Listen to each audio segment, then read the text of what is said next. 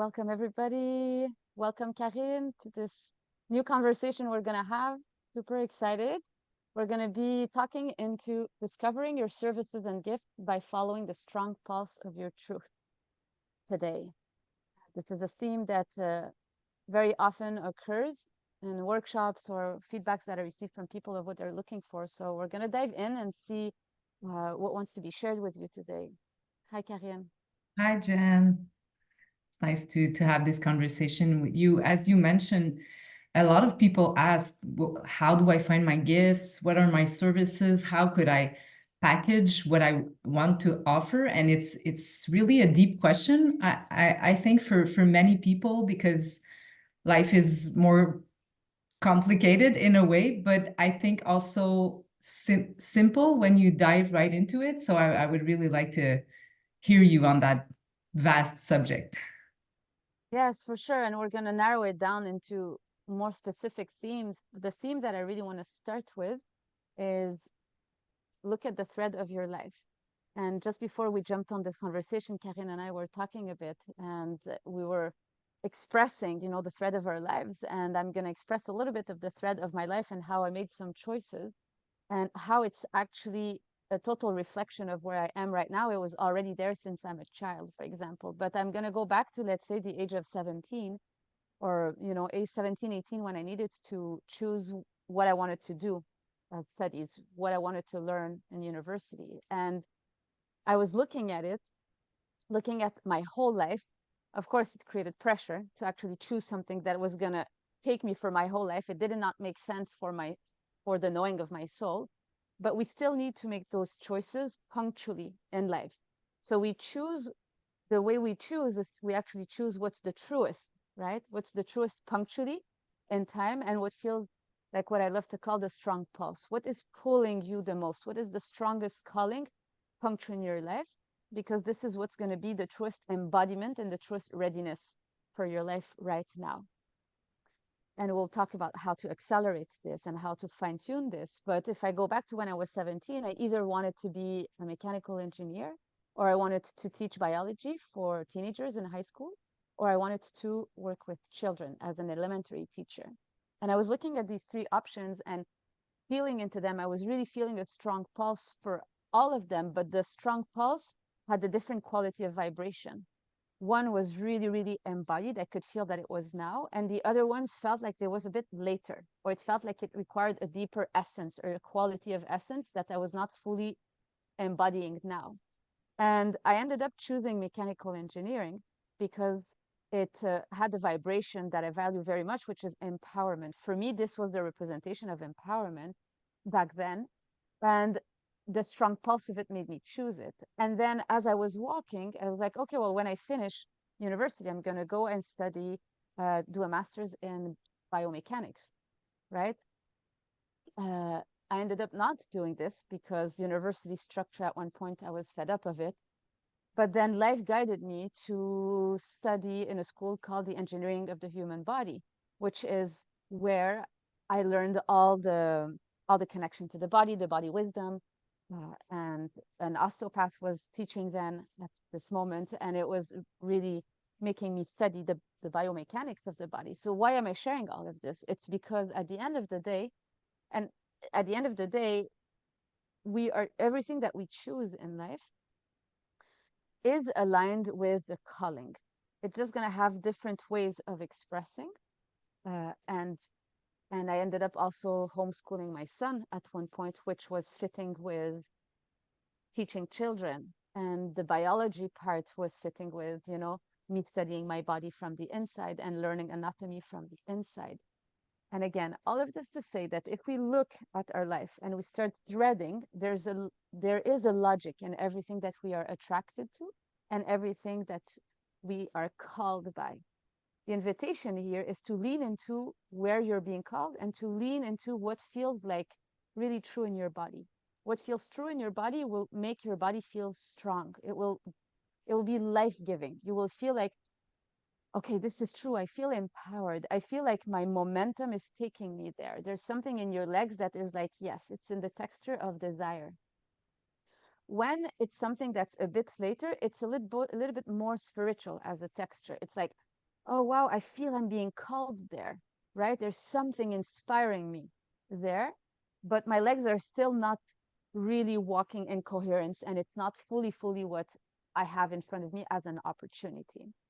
So we are bridging both worlds, knowing that it's all going to happen. The path of authentic and soul embodiment living is to have a relationship with the calling more and more, which is in the quality of the soul, so that we accelerate our decision making in alignment, knowing that our nervous system, as we move forward, is building the resilience to really embody and get in tune and have the strong pulse here now with what, let's say, in the future timeline.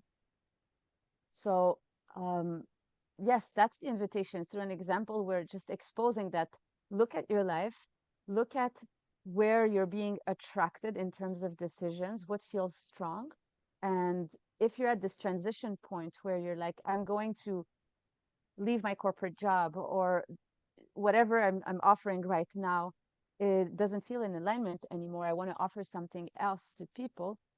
Well, look at the thread, and everything is there. Whatever you're here to offer to others is something that has always been in your life since you're very young. Whatever you've been attracted to as a child is part of these codes, and it's part of the transmission that you're here to bring to others.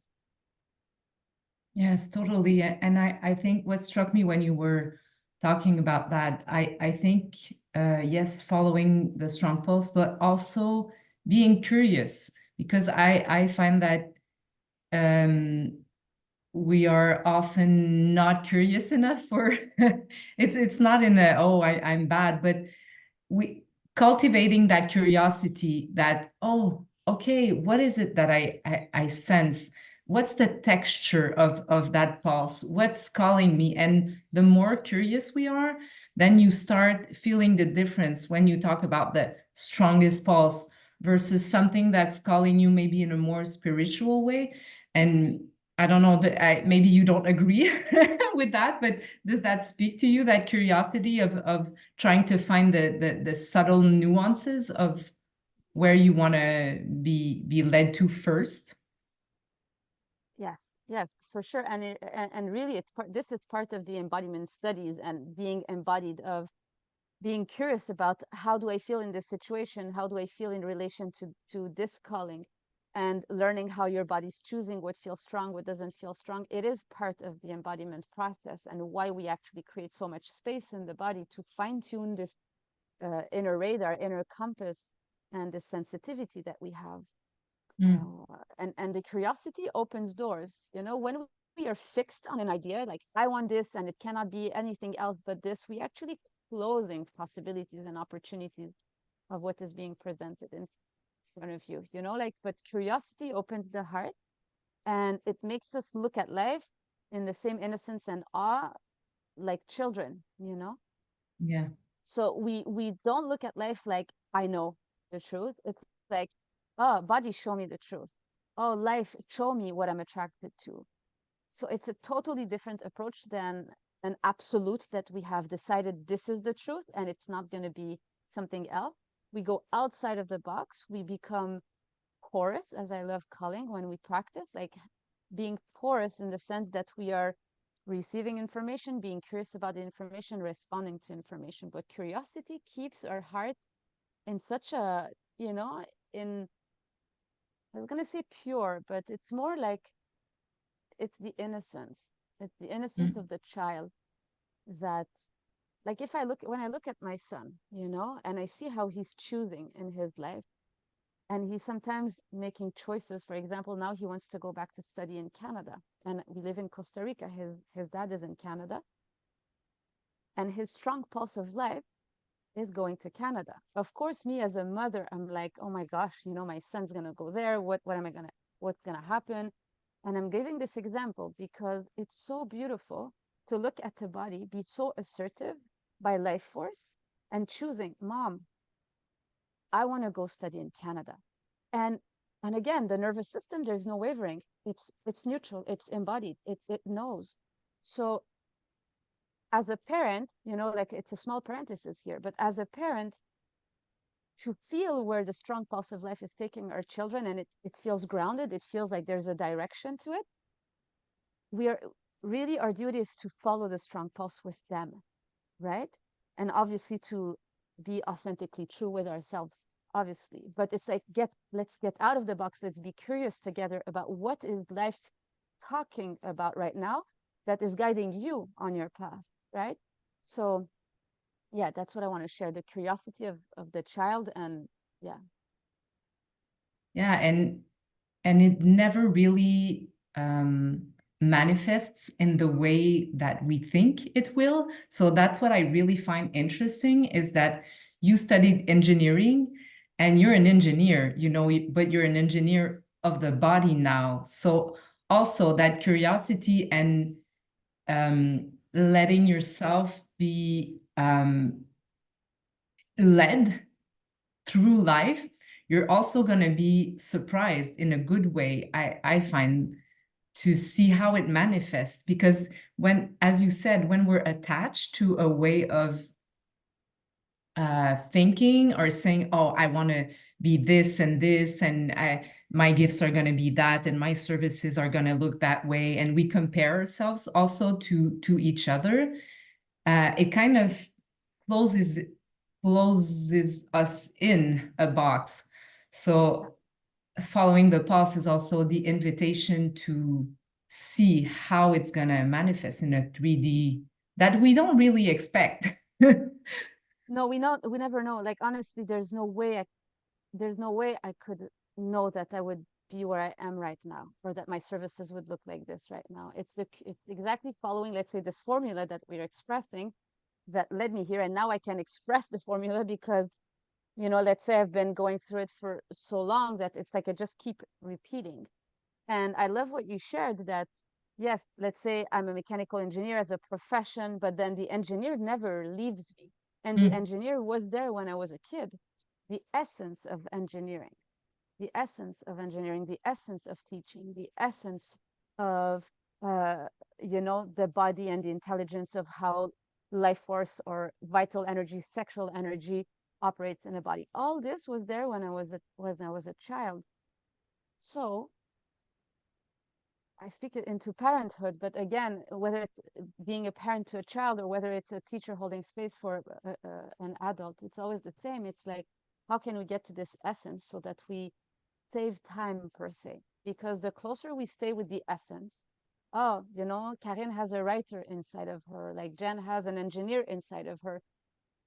We don't necessarily need to go into the system, but we're like, okay, well, how does this engineer want to express? So we give space for the engineer, we give space for the teacher, we give space for the body activator, we give space to all these natural gifts. We are born with them. This is what I refer to when I speak into your intrinsic design. Your intrinsic design is something that this is what you are as a body, and it's your natural skills. And if we get to the core essence of that since we're very young, and we start choosing from there, it's going to guide us more and more into the soul path, the soul embodied path, right? um, and when it comes to offering our services, we use all of these facets of our design and we structure a service. And a service, ultimately, people choose you. They choose what you have integrated, they choose your transmission, they choose the vibration of your path that has been experienced at a cellular level, and that even without words, people will feel you. They will feel that you're holding the codes or the transmission that you need to open the pathway towards your next step and to accelerate. This is why we choose teachers. This is why, teachers, yeah. Make sense? Yeah, yeah, totally. And there's always, I think, a bit of fear that comes with choosing that, because sometimes the life force is really strong, and it feels like, am I really gonna go there? And Yes. that's, I think that's where the embodiment practice comes into that. And you were talking earlier about hacking into it, and maybe you can elaborate more on that. Hacking into like, Well, through the embodiment practice, we can hack and yeah, accelerate a bit the process of diving into Yeah. that. And Yeah. Yeah, for sure, because the embodiment practice is creating space, is building resilience in the nervous system. Like basic, there's tons of other benefits, but let's say it does this. So it makes us go and be intimate and closer to this intrinsic design. So there's a part of us that knows how to move and talk and with our intrinsic design, the more we are with the embodiment practice. So when we don't practice, what happens is that we are constantly influenced by outside matrices, by outside systems, giving us a direction. So like the system would say, go, go study, go to university, get a diploma. When you have a good diploma, you're going to have a good pay. So it's all fear-based, and it's controlled in a certain way. When we go into the embodiment practice, we reclaim our natural power. We are in a relationship with nature, right? With frequencies that exist, they're available all the time. So it's detaching us from the system in a way, right? And it makes us accelerate, because then if we're choosing, we're like, well, what am I choosing? The natural system, or I'm actually choosing the outside system? And there's nothing wrong with the outside system, but if we go play in it, we are playing in it. We're not identified to it, which is very different. We're not giving our soul really to the system. We're like, no, I'm going to use the system, be in the system, you know, for different reasons, but I know that I'm going there. So we use the system a bit as a patch to uh, to compensate some things that are not fully integrated in our body. And I can be more specific with this, but it's yes, like we're gonna, yeah, that's it for now. yeah, we could talk about the system, but that's not the topic of Yeah, today. exactly. It's really more about the gifts and services, and where we can and lean into that. And then when we do, we through the body, and we find that space. We were talking a bit of it before, and if I can share a bit of what we were saying. When before we came on the call, I was saying that I was giving a writing seminar, and it felt so right. Yes. So that's what I felt, that space of, oh, okay, I'm a writer, but I also wanted to be a teacher. So now I was doing that thing, but I never expected it to look that way or feel that way. So there's also that switch inside at one point where you come into yourself, you come into that embodiment, and it aligns and it feels a certain way. It feels ripe. It feels ripe. And it's a process to go from the calling to the full embodiment of it, to the true, genuine service of transmission. And once once we are ready. Meaning, it's not about waiting to be ready to start teaching or whatever, but there's a totally different feeling in the body when something is fully integrated. And it's exactly what you were naming, is like you were in the room, you were teaching and transmitting, and there was absolutely no fluctuation. You were a total channel to your medicine. Mm. You were There's nothing in the way, not the validation, not trying to prove anything, not having to show off. Like it's it is integrated. It's something that is of service. So when somebody comes to you and asks you a question, there's not this shakiness in the nervous system. You trust that the medicine goes through because you have integrated it. And this is this is your service. So when you look at your past, you have had all these experiences that get your nervous system resilient and that get integrated in your cells. And then you start sharing this from a place of knowing, not from a place of learning in books, but from a place of like deep integration.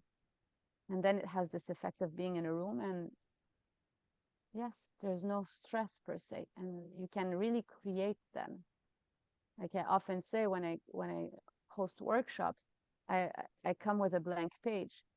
right? But why do I come with a blank page? Because there is this deep trust that whatever I'm going to be sharing has been integrated. So this path also builds this deep confidence that you are safe and that whatever you have integrated will be transmitted, and the people who will choose to come in your spaces are the right fits for what you're here to transmit. And this is also beyond your control. It's core orchestrated like this, you know? Yeah. It is orchestrated like this. And you practice, you know, I'm not saying that you're not going to practice, but with the curiosity, you know, at first you don't know what your services and gifts are, you know, it's like this path of like, what am I going to do? And we went through this and we keep on going through this because it keeps evolving. But it's to not put pressure on yourself. It's like, what am I being attracted to? Where is the strong pulse now? What am I learning? What experiences is life presenting to me? And you're learning through this.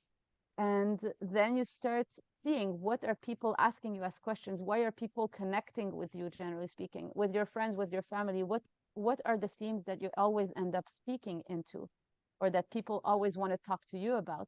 These are all reflections of things that you hold inside that you can start structuring and offering, you know, programs or coaching, or it can be structured in a way that is going to be of service and also building wealth for you. Yeah, totally. And you mentioned something that I find it's really important. You say you talked about being ready. I think there's a part of it that you have to start before you're fully ready to practice, Yeah. because that's the way you built also your nervous system, and then the readiness of it also feels different. So it's interesting because it's the same word, but also as we were speaking into that, you learn to feel the different texture of readiness. Does Yes. that make sense? Yes. I'm ready because life force is pushing me into practicing and into showing up. And it's like, Yeah. okay, it's all new, but there's readiness, there's fire, there's desire. And then at one point, it's like, it's beyond ready, it's integrated. So it's a Mm. feeling of it's integrated. And then, but as you're integrated in something, you're also becoming ready for something else. So Yeah. it's always there, you know. But yeah, it's not the invitation here is not to wait to be ready to jump. It's Yeah. like you feel a strong pulse, you feel a desire. There's going to be fear in the way. Like for sure, there's going to be fear in the way. Don't wait to just be ready, ready, ready, because it's only through going through it that you're actually going to bring more and more readiness and confidence in what you're Yeah. going to be offering. So you start, and life will just keep pulling you with its strong pulse towards what you're really, really here to offer as a whole, as a whole.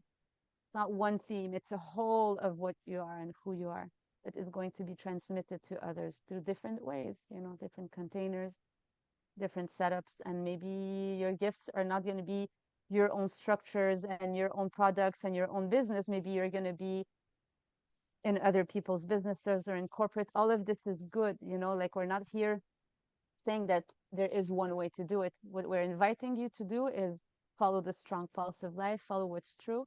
Your intrinsic design is all encoded in all your choices in life. Look at it with curiosity, and it will give you clarity on what you're here to offer to others. Yeah. Thank you. Thank you for this wisdom and for offering people opportunities to dive into the body through all your services. Thanks. Yes, yes. Diving into the body to gain clarity and to have space for the fire of the soul to lead and to move faster and accelerated in life. Aho. Thank you, Karen. Thanks, Jen.